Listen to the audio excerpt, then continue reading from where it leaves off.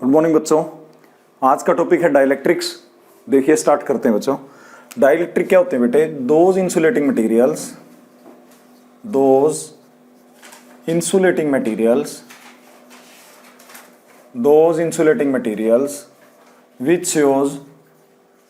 which shows electrical effects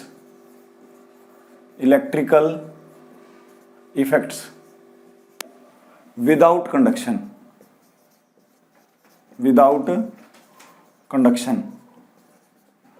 आपको पता होगा पेपर है, प्लास्टिक है, लेदर है, माइका है, हमारे ड्राई हेयर हैं, इन पर जो है स्टैटिक चार्ज आता है पर चार्ज फ्लो नहीं करता। तो जो इंसुलेटिंग मटेरियल जिन पे चार्ज स्टैटिक रहता है और वो कंडक्ट नहीं करते बेटा, उनको हम क्या कहते हैं? डाइलेक्ट्रिक्स कहते हैं। तो एग्जाम्पल क्या है डाइलेक्ट्रिक का? हाँ जी, एग्जाम्पल क्या ले सकते हैं यहां पे डाइलेक्ट्रिक का? पेपर है, जैसे माइका है, कांच है, ग्लास है, ठीक है, हाइड्रोजन गैस है, ऑक्सीजन गैस है। और खास बात क्या है डाइलेक्ट्रिक की? तीनों स्टेट में एग्जिस्ट करते हैं, सॉलिड में भी, लिक्विड में भी और गैस में भी। तो paper, mica, glass, hydrogen, oxygen, इस तरह वाटर और अल्कोहल, और एक ट्रांसफार्मर ऑयल होता है, वो भी इनकी कैटेगरी में आता है। तो बच्चों डाइलेक्ट्रिक वो मटेरियल हैं जो इलेक्ट्रिकल इफेक्ट शो करते हैं पर कंडक्ट नहीं करते, यानी उनमें से चार्ज की फ्लो नहीं होती। तो इलेक्ट्रिकल इफेक्ट शो करने का क्या मतलब है कि इलेक्ट्रिकल इफेक्ट शो करते हैं? इसका मतलब है बच्चों, दे गेट इन्फ्लुएंस्ड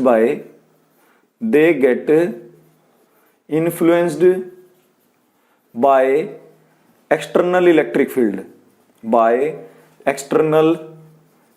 फील्ड। इस बात का ये मतलब है कि अगर हम एक्सटर्नल इलेक्ट्रिक फील्ड में डाइलेक्ट्रिक मटेरियल को प्लेस करेंगे तो उनका पोलराइजेशन होगा, उनमें इंड्यूस चार्जेस प्रोड्यूस होंगे और जो एक इलेक्ट्रिक फील्ड पैदा करेंगे। तो बच्चों डाइलेक्ट्रिक जो हैं उनका इलेक्ट्रिकल इफेक्ट शो करने का क्या मतलब है? अगर आप उनको एक्सटर्नल इलेक्ट्रिक फील्ड में रखेंगे तो वो इन्फ्लुएंस हो जाएंगे। क्लियर? ये डेफिनेशन है। नेक्स्ट है type of dielectrics. Solid dielectric, liquid dielectrics and gaseous dielectric. Solid dielectric में कुछ एक एग्जांपल हमारे पास, जैसे हम ले सकते हैं paper, mica, glass and etcetera, बहुत सारे हैं और भी हैं।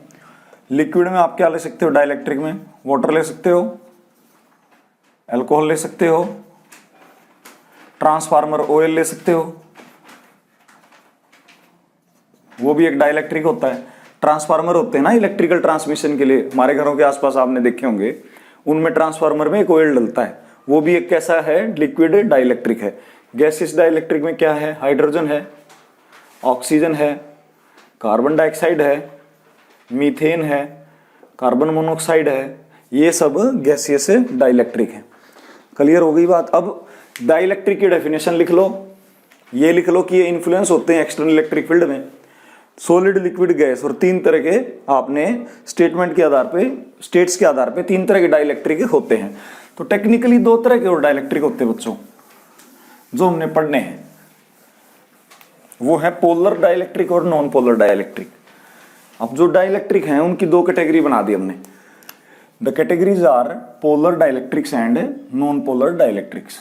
तो इस तरह वर्टिकल लाइन लगा लें नोटबुक पे और स्टार्ट करें लिखना polar dielectric and non polar dielectric. Polar dielectric and non polar dielectric. What are polar dielectric? Polar dielectric क्या है? तो बेटे फर्स्ट पॉइंट है those dielectrics in which center of mass of positive charge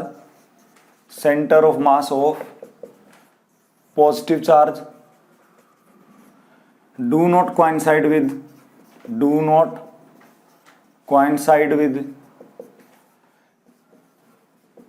center of mass of negative charge। मतलब क्या हुआ? Polar. अब polar का मतलब होता है जिसके पोल्स हो, पोल्स मीन्स पोलैरिटी हो, पॉजिटिव हो एक नेगेटिव हो। तो बेटा इनमें होता क्या है, इन डाइलेक्ट्रिक्स में centre of mass of positive charge, positive charge का centre of mass negative charge के सेंटर ऑफ मास से कोइंसाइड नहीं करता। कोइंसाइड का मतलब ना करने का मतलब है कि वो ओवरलैप नहीं करते, उनमें कुछ सेपरेशन होती है। किसमें? पॉजिटिव चार्ज के सेंटर ऑफ मास में और नेगेटिव चार्ज के सेंटर ऑफ मास में। Let's take an example of polar dielectric. Example हम लेते हैं, HCl का मॉलिक्यूल है हमारे पास। HCl कैसा डाइलेक्ट्रिक है? पोलर डाइलेक्ट्रिक है। हाउ? H पे कैसा चार्ज होता है? पॉजिटिव, क्लोरीन पे नेगेटिव। सपोज ये H है और ये Cl है, ठीक है। तो centre of mass of positive charge, positive charge का सेंटर ऑफ मास सपोज यहां है और centre of mass of negative charge suppose यहां है। अब ये centre of mass of negative charge और ये centre of mass of positive charge coincide कर रहे हैं क्या? नहीं, कोइंसाइड नहीं कर रहे, they are much far separated. So इनके अंदर जो सेपरेशन है, इस सेपरेशन की वजह से हम इनको क्या बोलेंगे? पोलर डाइलेक्ट्रिक बोलेंगे। Because centre of mass of positive charge और centre of mass of negative charge में देयर इज अ डिफरेंस। और डाइपोल मोमेंट किधर होगी बच्चों? इधर होगी, नेगेटिव से पॉजिटिव, ये डाइपोल मोमेंट होगी। तो अगर H है हमारे पास इस तरह और क्लोरीन है इस तरफ, तो this arrow is dipole moment. ये एरो किसके लिए है? डाइपोल मोमेंट के लिए, P वेक्टर के लिए। तो जीरो है कि नॉन जीरो है? नॉन जीरो है। तो डाइपोल मोमेंट जो होती है इनमें नॉन जीरो रहती है। किसमें? आपके पोलर डाइलेक्ट्रिक्स में। क्लियर है? एक एग्जांपल और लेता हूं मैं वाटर का। H2O मॉलिक्यूल, वाटर का जो मॉलिक्यूल है उसको कैसे ले सकते हैं आप? ऐसे ले सकते हैं, this is oxygen, this is hydrogen, this is hydrogen. तो बेटा ऑक्सीजन पे कैसा चार्ज है? नेगेटिव है। हाइड्रोजन पे पॉजिटिव है, इस पे भी पॉजिटिव है। डाइपोल मोमेंट एक इधर लगेगी, एक इधर लगेगी, और नेट डाइपोल मोमेंट कहाँ लगेगी? बीच में लगेगी। तो ये क्या चीज है यहाँ पे? Net dipole moment, net dipole moment. तो ये कुछ डाइपोल मोमेंट है, ये कुछ है, तो नेट डाइपोल मोमेंट इनके बीच में है, और जो कि जीरो नहीं है। तो इसमें भी नेट डाइपोल मोमेंट जो है बच्चों वो जीरो नहीं है। आप देख पा रहे हैं नेट डाइपोल मोमेंट जो है इसमें वाटर के मॉलिक्यूल में भी जीरो नहीं है। तो पोलर डाइलेक्ट्रिक की क्या खासियत आई? पॉजिटिव चार्ज का centre of mass negative charge के सेंटर ऑफ मास से कोइंसाइड नहीं करता, एक बात। दूसरी बात आई कि भी डाइपोल मोमेंट इनमें होती है, जीरो नहीं होती, कैंसल आउट नहीं होती। तो डाइपोल मोमेंट जो है जीरो नहीं होती यहां पर। नेक्स्ट है non polar dielectric. Those dielectric in which centre of mass of positive charge do not की जगह क्या आ जाएगा? कोइंसाइड। तो इसमें कोइंसाइड करता है, इसमें जो है centre of mass of positive charge coincide with centre of mass of negative charge. Example, जैसे H2 का मॉलिक्यूल है, हाइड्रोजन का मॉलिक्यूल है, मान लीजिए ये एक H एटम है और दूसरा H एटम ये है, इस तरह है, और इनका center of mass of positive charge यहां पर है और centre of mass of negative charge भी यहीं पर है। तो centre of mass of positive charge and center of mass of negative charge of both the atoms are coinciding with each other, so there will be zero dipole moment. Dipole moment तो होगी ही नहीं, dipole moment क्या होगी? यहाँ पे zero होगी। Dipole moment क्या होगी? जीरो होगी। और centre of mass of positive charge, centre of mass of positive charge is coinciding with या overlapping with center of mass of negative charge, center of mass of negative charge। बात समझ में आ गई बच्चों? दोनों में बेसिक डिफरेंस क्या है? उस डाइलेक्ट्रिक में centre of mass of positive charge do not coincide with centre of mass of negative charge, और इस नॉन पोलर डाइलेक्ट्रिक में centre of mass of positive charge is coinciding with centre of mass of negative charge. Net dipole moment यहां पर zero रहता है, होता ही नहीं है, प्रोड्यूस ही नहीं होता, क्योंकि इलेक्ट्रिक फील्ड में हमने प्लेस ही नहीं किया, और यहां पर डाइपोल मोमेंट जीरो नहीं होता है। 2 पॉइंट्स हो गए। थर्ड पॉइंट है, दूसरा पॉइंट आप इसको कंसीडर करें कि डाइपोल मोमेंट जीरो होता है, यहां पे इसको कंसीडर करें सेकंड नंबर पॉइंट कि डाइपोल मोमेंट जीरो नहीं होता है। थर्ड पॉइंट क्या है बच्चों? इसमें देखिए आप, मॉलिक्यूल जो होते हैं सिमेट्रिक होते हैं, सिमेट्रिक होते हैं। हाइड्रोजन है, ऑक्सीजन है, कार्बन डाइऑक्साइड है। तो एग्जाम्पल क्या है इसमें? हाइड्रोजन है, O2 है, CO2 है। अब CO2 कैसे सिमेट्रिक है बच्चों? जैसे ये कार्बन है, ये ऑक्सीजन है, ये कार्बन है और ये ऑक्सीजन है। मान लो एक डाइपोल मोमेंट इधर एक्ट कर रही है और एक डाइपोल मोमेंट इधर एक्ट कर रही है, तो कैंसिल आउट करेंगी, तो अगेन डाइपोल मोमेंट क्या आ गई, 0 आ गई। तो CO2 का कैसा मॉलिक्यूल है, सिमेट्रिक। O2 का कैसा मॉलिक्यूल है, सिमेट्रिक। H2 का कैसा मॉलिक्यूल है, सिमेट्रिक। तो ओवरऑल बात क्या है, नॉन पोलर डाइलेक्ट्रिक मॉलिक्यूल कैसे होते हैं, सिमेट्रिक। तो थर्ड पॉइंट है सिमेट्रिक मॉलिक्यूल्स होते हैं बच्चों। कैसे मॉलिक्यूल होते हैं, सिमेट्रिक मॉलिक्यूल होते हैं, सिमेट्री होती है इनमें। और यहां पर कैसे मॉलिक्यूल होते हैं बच्चों, यहां पर होते हैं एसिमेट्रिक। जैसे HCl है, H2O है, मीथेन है, इनके मॉलिक्यूल होते हैं एसिमेट्रिक। इनके मॉलिक्यूल क्या होते हैं, एसिमेट्रिक। तो 3 पॉइंट ये आप लिख के चलें, क्लियर, सही है। पूरा इसको नोट कर लें, 1 2 3 और यहां पर 1 2, second point is this and third is asymmetric. Next देखिए बच्चों, हाँ बेटा अगली टर्म है पोलराइजेशन ऑफ अ डाइलेक्ट्रिक। अब पोलराइजेशन ऑफ अ डाइलेक्ट्रिक का क्या मतलब है, मान लीजिए हमारे पास ये दो कैपेसिटर की प्लेट्स हैं, एक पे पॉजिटिव चार्ज है और दूसरी पे नेगेटिव चार्ज है। आपको पता है कैपेसिटर में हमने पढ़ा है, जो पॉजिटिव है यहाँ पे और यहाँ पे नेगेटिव है, तो मेन इलेक्ट्रिक फील्ड यहाँ एक्ट करेगी E0। ये एक्सटर्नल फील्ड है, यहाँ पे एक्ट कर रही है पॉजिटिव टू नेगेटिव। इस सारे रीजन में होगी इलेक्ट्रिक फील्ड होगी। अब मैंने क्या किया, एक डाइलेक्ट्रिक को प्लेस कर दिया इस जगह। ये किसकी स्लैब डाल दी हमने, एक डाइलेक्ट्रिक मटेरियल की स्लैब डाल दी हमने यहाँ पे। ये किसकी स्लैब है, डाइलेक्ट्रिक की। होगा क्या बच्चों, इस पॉजिटिव की वजह से यहाँ पे नेगेटिव चार्ज इंड्यूस होंगे, ठीक है। तो नेगेटिव चार्ज इंड्यूस होंगे तो यहाँ पर क्या होगा, इस प्रकार नेगेटिव चार्ज होगा। और यहाँ पर चार्ज की डेफिशिएंसी होगी, इलेक्ट्रॉन्स की डेफिशिएंसी होगी, तो यहाँ पे पॉजिटिव होगा। अभी हो क्या रहा है, इन इंड्यूस चार्जेस की वजह से जो डाइलेक्ट्रिक है वो एक पोलराइजेशन फील्ड पैदा करता है इस डायरेक्शन में, opposite to the main electric field. तो पोलराइजेशन इलेक्ट्रिक फील्ड किसकी वजह से पैदा हुआ, इन इंड्यूस्ड चार्जेस की वजह से। तो पोलराइजेशन ऑफ डाइलेक्ट्रिक का मतलब है एक्सटर्नल इलेक्ट्रिक फील्ड की प्रेजेंस में जब भी किसी डाइलेक्ट्रिक मटेरियल को रखोगे तो उसमें पोलराइजेशन इफेक्ट पैदा होगा, एक ईपी पोलराइजेशन इलेक्ट्रिक फील्ड पैदा होगा जो इंड्यूस चार्जेस की वजह से होगा। बात समझ में आ रही है, ठीक है। अब देखो इधर, अब ईपी क्या है, ईपी क्या है यहाँ पे, polarisation electric field, polarisation electric field, ठीक है। Produced due to induced charges, produced due to induced charges in dielectric, in dielectric. सही बात है, बिल्कुल ठीक है। तो अब इसमें जो है आपका जो डाइलेक्ट्रिक जो आपने फील्ड में प्लेस किया है उसका मेन इलेक्ट्रिक फील्ड क्या है, एक्सटर्नल इलेक्ट्रिक फील्ड है आपका E0। एक्सटर्नल इलेक्ट्रिक फील्ड क्या है आपका, E0 है। अब बच्चों क्या ये जो मॉलिक्यूल हैं जो इंड्यूस चार्जेस इस तरह हो गए हैं, क्या ये शुरू में ऐसे थे, नहीं। एट रूम टेम्परेचर जो डाइलेक्ट्रिक मटेरियल है उसके मॉलिक्यूल कुछ इस तरह ओरिएंट थे।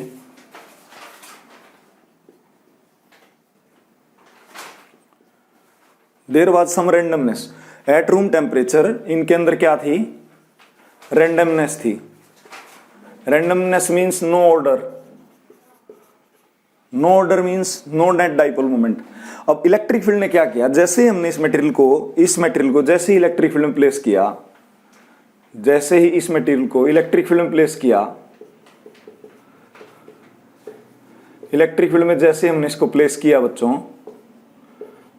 तो यही जो मॉलिक्यूल हैं जो रैंडमली ओरिएंटेड थे, दाएं बाएं ओरिएंटेड थे, वो सही अलाइन हो जाएंगे इलेक्ट्रिक फील्ड की डायरेक्शन में।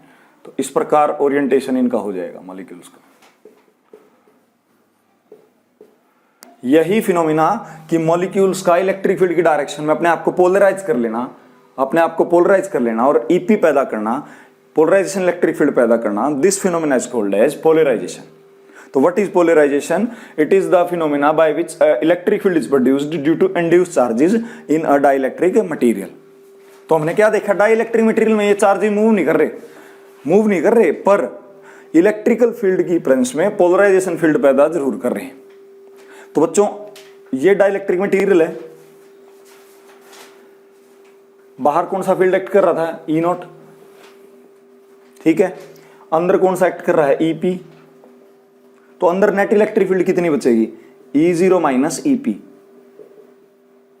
अंदर जो इलेक्ट्रिक फील्ड बचेगी नेट वो क्या बचेगी, E0 माइनस EP, और ये 0 के इक्वल नहीं होती। तो मुझे आप एक बात बताओ, क्या EP ने E0 को 0 कर दिया, नहीं, E0 is not equal to EP। That means जो पोलराइजेशन है, जो पोलराइजेशन हुआ आप मॉलिक्यूल्स का बच्चों, इस पोलराइजेशन ने इस फील्ड की स्ट्रेंथ को घटा दिया डाइलेक्ट्रिक मटेरियल के अंदर। तो सबसे इंपॉर्टेंट पॉइंट जो है अब मैं लिखने जा रहा हूं, आप इसको नोट करें।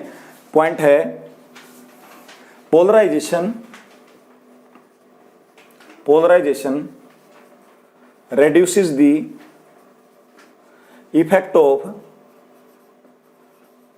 electric field inside a dielectric,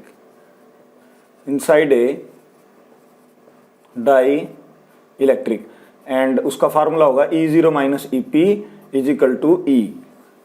ये E क्या है, जो बचा हुआ इलेक्ट्रिक फील्ड है, जो नेट इलेक्ट्रिक फील्ड है, इसको हम रेड्यूस्ड इलेक्ट्रिक फील्ड भी कहते हैं। क्लियर? तो E0 माइनस EP 0 के इक्वल नहीं है, तो किसके इक्वल है, E के।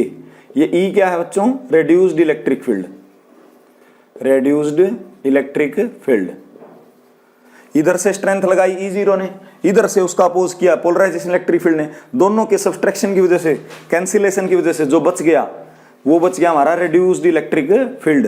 ये रेड्यूस्ड इलेक्ट्रिक फील्ड ही डाइलेक्ट्रिक में एग्जिस्ट करेगा after some time. After the polarisation सिर्फ रेड्यूस इलेक्ट्रिक फील्ड रह जाएगा जो कि E0 माइनस EP के इक्वल है। और हमने सबसे मेन लाइन जो लिखनी नोटबुक में वो है polarisation reduces the effect of electric field inside the dielectric. और पोलराइजेशन क्या करता है, जितना ज्यादा पोलराइजेशन होगा इलेक्ट्रिक फील्ड उतना ही उसकी स्ट्रेंथ घटेगी। तो हमें एक बात मोटी यहां से समझ में आती है कि पोलराइजेशन इलेक्ट्रिक फील्ड की स्ट्रेंथ को कमजोर करता है, उसको घटाता है। क्लियर है? अब एक डेरिवेशन करते हैं, बहुत अच्छा देखिए। नेक्स्ट है बेटे डाइलेक्ट्रिक पोलराइजेशन और पोलराइजेशन डेंसिटी, कैपिटल P से डिनोट करते हैं। इस चीज को समझिए भाई, ये है क्या, डाइलेक्ट्रिक पोलराइजेशन P और पोलराइजेशन डेंसिटी। देखो बच्चों, ये हमारे पास कैपेसिटर की प्लेट्स हैं, एक पे पॉजिटिव चार्ज और एक पे नेगेटिव चार्ज है। ये क्या लगाएंगी, इलेक्ट्रिक फील्ड की स्ट्रेंथ लगाएंगी E0 इस स्पेस में। हमने क्या किया, एक डाइलेक्ट्रिक मटेरियल को रख दिया इस तरह, ये हमने एक डाइलेक्ट्रिक मटेरियल को रख दिया। होगा क्या, यहाँ पे नेगेटिव चार्जेस इंड्यूस होंगे, हमने अभी पढ़ा था, और यहाँ पे पॉजिटिव चार्ज इंड्यूस होंगे। मैं इस डाइलेक्ट्रिक मटेरियल को अगर बाहर बनाऊं आपके लिए, तो ये इस तरह नजर आएगा कुछ। ये एक डाइलेक्ट्रिक मटेरियल है, यहाँ पे नेगेटिव चार्ज इंड्यूस्ड है, यहाँ पे पॉजिटिव चार्ज इंड्यूस्ड है। तो बच्चों ये जो चार्ज इंड्यूस है इनकी वैल्यू मैंने मान ली +QP, तो चार्ज ड्यू टू पोलराइजेशन, और इसको मैंने लिख लिया negative QP, charge due to polarisation, negative charge जो इंड्यूस हुए। EP की डायरेक्शन किधर है, जो हमारा पोलराइजेशन इलेक्ट्रिक फील्ड होता है उसकी डायरेक्शन है इधर। तो नेट जो EP है आपका, वो उसकी डायरेक्शन किधर है, पॉजिटिव इंड्यूस चार्जेज से नेगेटिव इंड्यूस चार्जेज की तरफ। अब जो ये चार्जेस इंड्यूस हुए हैं, इन्होंने टाइनी डाइपोल का भी काम किया है। अगर मैं ध्यान से देखूं तो ये पॉजिटिव या नेगेटिव एक डाइपोल का काम करेगा। तो हर मॉलिक्यूल, ईच मॉलिक्यूल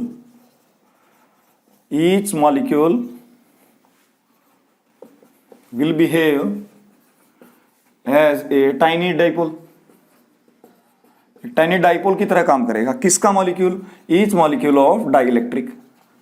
डाइलेक्ट्रिक का हर एक मॉलिक्यूल एक टाइनी डाइपोल की तरह बिहेव करेगा। ठीक है, होगी बात। तो डाइपोल की तरह बिहेव करेगा तो उसकी डाइपोल मोमेंट भी होगी। अब मैं तो पूरे डाइलेक्ट्रिक मटेरियल की डाइपोल मोमेंट लिखना चाहता हूं। ये दोनों चार्जेस मान लो d दूरी से सेपरेट हैं। कितनी दूरी से सेपरेट है बच्चों, d दूरी से। तो डाइपोल मोमेंट क्या हो जाएगी डाइलेक्ट्रिक की, तो dipole moment of dielectric material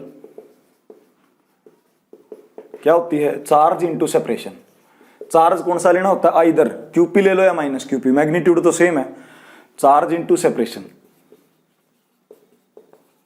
तो बच्चों डाइपोल मोमेंट ऑफ डाइलेक्ट्रिक क्या आ जाएगी, चार्ज है QP और डिस्टेंस है d, ये आ गई आपकी डाइपोल मोमेंट। ये एक मॉलिक्यूल की आई है, पूरे मटेरियल की आ गई, ये पूरे मटेरियल की आ गई। क्लियर है? अब हमारा जो डाइलेक्ट्रिक पोलराइजेशन है P और पोलराइजेशन डेंसिटी, वो क्या चीज होती है, polarisation density. Polarisation density normal density क्या होती है फिजिक्स में? Mass by volume. Polarisation density क्या होती है? लिख लें आप नोटबुक पे, dipole moment per unit volume of the dielectric. ये टर्म है भाई, फार्मूला ये पोलराइजेशन डेंसिटी का। कौन है पोलराइजेशन डेंसिटी? वो कैपिटल पी, ठीक है। तो dipole moment divide by volume. Volume किसका? डाइलेक्ट्रिक मटेरियल का। ये जो डिब्बा है डाइलेक्ट्रिक मटेरियल है ये वाला, ठीक है, इसका वॉल्यूम लेंगे। डाइपोल मोमेंट कितनी थी पूरी? QP इंटू डी, तो यहां पे रख दो। तो polarisation density is equal to dipole moment, that is QP into D. So QP into D. QP क्या है? जो पॉजिटिव चार्ज पोलराइज हुए टोटल उनकी वैल्यू। डी क्या है? पॉजिटिव नेगेटिव चार्ज सेपरेशन, उनके बीच की दूरी, डी। नेक्स्ट है वॉल्यूम। वॉल्यूम क्या होता है? हम फिजिक्स में कई बार लेते हैं, एरिया इंटू लेंथ लेते हैं। तो एरिया मान लिया मैंने, इधर का जो एरिया है इसका डाइलेक्ट्रिक का क्रॉस सेक्शनल एरिया वो A है, तो एरिया ले लिया A और दूरी है D। एरिया इंटू लेंथ क्या हो गया? यहाँ पे वॉल्यूम हो गया। जानते हो आप ये, D से D कैंसल आउट हो गया बेटा। तो QP बाय A फार्मूला आ गया, charge polarise divide by area. ये किसका फार्मूला आ गया भाई? ये फार्मूला आ गया आपका पोलराइजेशन डेंसिटी का, ठीक है। अब मुझे एक बात बताओ आप, induced charge density, induced surface charge density, surface charge density, sigma induced is equal to sigma polarise. हाँ जी, सिग्मा क्या होती है? चार्ज बाय एरिया होती है, तो charge polarised divide by area होती है।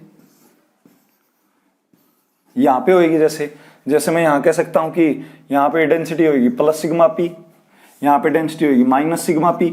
तो बच्चों आपसे जो क्वेश्चन है मेरा बेसिक वो ये है, सिग्मा इंड्यूस्ड और सिग्मा पोलराइजेशन आएगी चार्ज बाय एरिया, और अपना जो डाइपोल मोमेंट डेंसिटी है, जो ये पोलराइजेशन डेंसिटी है कैपिटल P, वो भी QP बाय A है। तो क्यों ना हम इस QP बाय A को ऐसे लिख लें, सिग्मा इंड्यूस्ड और सिग्मा पोलराइजेशन।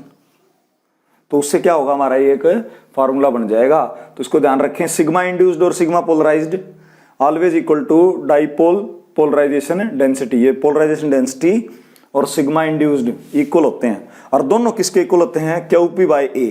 QP है चार्ज पोलराइज्ड या इंड्यूस्ड चार्जेस टोटल, ये रहे यहाँ पे, और A है area of the dielectric. Clear है? लास्ट डेरिवेशन देखिए बेटा। बेटा जो आज का लेक्चर हम मेनली इसके लिए कर रहे थे, टॉपिक हमारा रिलेशन बिटवीन इलेक्ट्रिकल ससेप्टिबिलिटी, इसको डिफाइन करेंगे बीच में ही टॉपिक के, एंड डाइलेक्ट्रिक कांस्टेंट। इसको आप जानते होंगे KD लिख सकते हो या एप्सिलॉन रिलेटिव परमिटिविटी से भी डिनोट करते हैं। स्टार्ट करें। हमने अभी पढ़ा था कैपिटल P। कैपिटल P क्या था? अगर आप ध्यान दे रहे हो तो पोलराइजेशन डेंसिटी थी। ये पोलराइजेशन डेंसिटी का फार्मूला निकल के आया था, charge polarise by area is equal to charge density induced is equal to charge density polarisation. ये एक हमारे पास टर्म आ चुकी है अब तक। ये चीज है पोलराइजेशन डेंसिटी। कैपिटल P क्या है? पोलराइजेशन डेंसिटी है, या डाइलेक्ट्रिक पोलराइजेशन भी कहते हैं। अच्छा एक बात बताओ, जब हम इलेक्ट्रिक फील्ड में, जैसे इलेक्ट्रिक फील्ड में मटेरियल को प्लेस करते हैं, डाइलेक्ट्रिक मटेरियल को, तो अंदर क्या पैदा होता है बच्चों? EP, और अपोज किसका कर रहा है? वो मेन का, E0 का। तो नेट क्या बचता है अंदर? E0 माइनस EP, जो कि 0 के इक्वल नहीं होता, बच जाता है। तो E0 माइनस EP किसके इक्वल होता है? E के। और ये E क्या है? रेड्यूस इलेक्ट्रिक फील्ड है। E क्या है? रेड्यूस्ड इलेक्ट्रिक फील्ड है।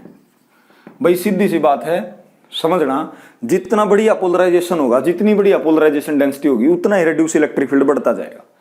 तो रेड्यूस इलेक्ट्रिक फील्ड बढ़ जाएगा जितना डाइलेक्ट्रिक अपने आप को अच्छी तरह पोलराइज करेगा। तो यहां से एक बात निकल के आई, वो बात ये है कि जो पोलराइजेशन है वो डायरेक्टली प्रोपोर्शनल है रेड्यूस इलेक्ट्रिक फील्ड की स्ट्रेंथ के। ये सबसे इंपॉर्टेंट पॉइंट है डेरिवेशन का, कि भाई पोलराइजेशन डाइलेक्ट्रिक डायरेक्टली प्रोपोर्शनल है रेड्यूस इलेक्ट्रिक फील्ड की स्ट्रेंथ के। तो यहां पर P क्या है? डाइलेक्ट्रिक पोलराइजेशन और डाइपोल पोलराइजेशन डेंसिटी। E क्या है? Reduce electric field. ये क्या है? प्रोपोर्शनलिटी का साइन। ये जब हटता है तो कांस्टेंट आता है जाई, इसको फिजिक्स में जाई कहते हैं। जाई का मतलब इलेक्ट्रिकल ससेप्टिबिलिटी है। क्या? धीरे धीरे करके डिफाइन करेंगे, हर चीज करेंगे। अब सिर्फ इतना समझिए, यहां पर प्रोपोर्शनलिटी कांस्टेंट जाई आया, और इसको डायमेंशनलेस करने के लिए, क्योंकि ये एक नंबर है, साथ में एक और कांस्टेंट आएगा एप्सिलॉन नॉट, परमिटिविटी। तो पोलराइजेशन इज इक्वल टू बन जाएगा एप्सिलॉन नॉट JE। ये कंप्लीट फार्मूला हो गया बेटा। इसमें P क्या है, डाइलेक्ट्रिक पोलराइजेशन और polarisation density, epsilon naught electrical permittivity of free space, J electrical susceptibility और E reduce electric field. E किसके इक्वल है, E0 माइनस EP के इक्वल है। बहुत अच्छे। अब ये जो J है ये कौन है, इलेक्ट्रिकल ससेप्टिबिलिटी है। इसको डिफाइन करना जरूरी है वरना आपको समझ में ही नहीं आएगा लिख क्या दिया। ससेप्टिबिलिटी ये भाई वो नंबर है जो बताएगा कोई डाइलेक्ट्रिक कितना अच्छा पोलराइज हुआ। इसका मतलब it is a parameter, it is a number, it is a factor which determine the behaviour of a dielectric in the presence of an external electric field. एक डाइलेक्ट्रिक के बिहेवियर को जो specify करे किसी external electric field में, उस parameter को electrical susceptibility बोलते हैं। तो इट डिटरमिन्स, लिख लो definition, it determines the behaviour of a dielectric material, dielectric material in an external electric field, external electric field, this is the definition of electrical susceptibility J। अच्छा जी, हम अब यहां पहुंच गए हैं P equal to epsilon naught JE। इससे आगे का डाइलेक्ट्रिक कांस्टेंट तक का रिलेशन देखो बेटा, एक बारी इसको रब कर देते हैं, इसको रब कर देते हैं और अब स्टार्ट होगा हमारा डेरिवेशन का इंपॉर्टेंट पार्ट। ससेप्टिबिलिटी डेफिनेशन लिख ली होगी। अब आ जाओ मेन पार्ट पे। ये डेरिवेशन का मेन पार्ट है जो स्टार्ट होगा। ये देखो भाई बेटा, फर्स्ट यूनिट का आपका लास्ट टॉपिक है इलेक्ट्रोस्टैटिक्स यूनिट का, ये ऑर्डर में, पर एनर्जी स्टोर और लॉस ऑफ एनर्जी रहता है, हम लोग अगले लेक्चर में करेंगे, फिर आपकी यूनिट कंप्लीट हो जाएगी। नेक्स्ट देखिए, अब देखिए यहां पे E0 minus EP is equal to E reduce होता है। E0 minus EP is equal to E reduce होता है, बिल्कुल होता है। तो E is equal to E0 minus EP ऐसे लिख सकते हैं, बिल्कुल लिख सकते हैं बेटा। अब मुझे एक बात तो, प्लेट्स के बीच में इलेक्ट्रिक फील्ड क्या होता है, सिग्मा बाय एप्सिलॉन नॉट। तो EP को लिख सकता हूं sigma polarisation divide by epsilon naught, इसमें भी कोई समस्या नहीं। EP को क्या लिख सकता हूं, sigma polarization by epsilon not. यहां डाल दो E बराबर क्या हो जाएगा, E0 minus sigma polarization by epsilon not. अब हमने पढ़ा पीछे, आप बैक करके देखें, सिग्मा पोलराइजेशन डेंसिटी के इक्वल होता है, कैपिटल B के इक्वल होता है। पुट कर दो तो E बराबर आ गया E0 minus P divide by epsilon not. इससे पीछे 10-20 सेकंड आप पीछे जाओगे तो P इज इक्वल टू पढ़ा था epsilon naught JE, P is equal to epsilon naught JE। ये वैल्यू यहां डाल दो तो E बराबर क्या आ जाएगा भाई, E0 minus epsilon naught JE divide by epsilon not. Cancel हो गया। कहां पहुंच गए, हम पहुंच गए यहां E is equal to E0 minus JE। Minus JE जो टर्म है इसको उधर ले जाएं, E plus JE is equal to E0 and E into 1 plus JE is equal to E0 और 1 plus JE is equal to E0 by E। और अगर आपने पीछे का पढ़ा है, ध्यान है, तो E0 बाई E होता है हमारा dielectric constant K। This is not Coulomb's constant, this is dielectric constant. ये जो है डाइलेक्ट्रिक कांस्टेंट है, इसको एप्सिलॉन R भी लिखते हैं फिजिक्स में, रिलेटिव परमिटिविटी। तो रिलेशन इज डाइलेक्ट्रिक कांस्टेंट और relative permittivity is equal to होता है 1 प्लस JE, यानी कि J है यहां पर इलेक्ट्रिकल ससेप्टिबिलिटी, K है डाइलेक्ट्रिक कांस्टेंट और रिलेटिव परमिटिविटी। तो ये था हमारा आज का लेक्चर। लेक्चर में क्या क्या पढ़ा एक बार मैं रिकैप कर दूं। डाइलेक्ट्रिक क्या है, डिफाइन करो। सॉलिड, लिक्विड, गैस तीनों स्टेट में एग्जिस्ट करते हैं, उनको पढ़ो। Polar dielectric, non polar dielectric में क्या डिफरेंस है, तीन डिफरेंस आपको लिखवाए, नोटबुक पे नोट करें। उसके बाद हमने पढ़ा डाइलेक्ट्रिक पोलराइजेशन क्या है, उसके इफेक्ट्स क्या हैं, सिग्मा इंड्यूस्ड क्या होती है, कैपिटल P क्या होता है।